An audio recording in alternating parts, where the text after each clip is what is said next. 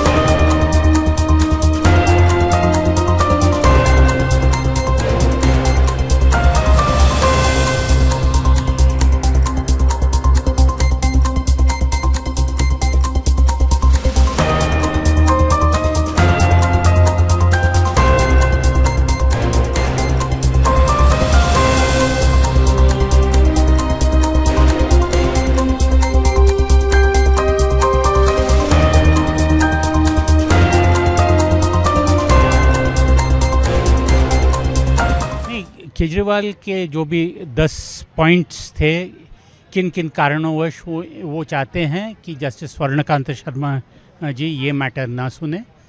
Basic point यही था क्योंकि पिछले जो कई सारे हियरिंग्स हुए हैं उसमें डिटेल्ड ऑर्डर्स पास हुए हैं, जिसमें से काफ़ी एक स्ट्रॉन्ग व्यू बना है।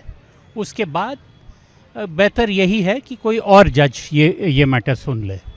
आपकी तरफ से भी दलील दी गई सर, मनीष सिसोदिया की तरफ से जी हाँ, क्या दलील रखी? नहीं हमने भी वही दलील रखी और कई सारे सुप्रीम कोर्ट के जजमेंट सब पॉइंट आउट किए थे, जहाँ सुप्रीम कोर्ट ने भी कहा है कि अगर कोई जज किसी मामले में एक पर्टिकुलर व्यू लिया है तो टेस्ट ये नहीं होता है कि जज बायस्ड है या नहीं, क्या लिटिगेंट के जहन में एक रीजनेबल एप्रीहेंशन हो सकता है या नहीं।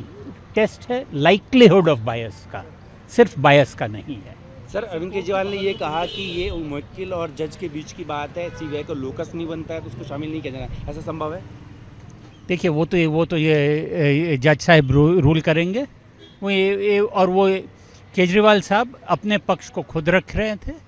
हाँ कि जज साहब ने कह दिया कि उन्होंने अच्छी वकालत करी है। हमने जज साहब को कह दिया था कि और उन्होंने कहा कि केजरीवाल साहब वकील बन सकते हैं, तो हमने जज से मांग की कि हमारी कंपटीशन ना बढ़ाए। आपने भी कहा जेल में रहकर लोग अच्छे जज वकील बन जाते हैं। नहीं, हमने ये कह दिया था कि मैं बहुत सारे ऐसे केसेस जानता हूँ जहाँ लोग जो जेल में थे अच्छे वकील भी बने हैं, अच्छे जज भी बने हैं। मैं जस्टिस कृष्णा अय्यर का जिक्र कर रहा था, जो खुद जेल में रहकर जब बाद में सुप्रीम कोर्ट के जज बने थे तो उन्होंने वो लिखा भी था कि हमारे जो मूल हक है, फंडामेंटल राइट्स है, जेल के सलाखे के पीछे ख़त्म नहीं होते। आज अरविंद केजरीवाल जी ने रिक्विजल के एप्लीकेशन पे अपनी आर्ग्यूमेंट्स को रखा कोर्ट के सामने।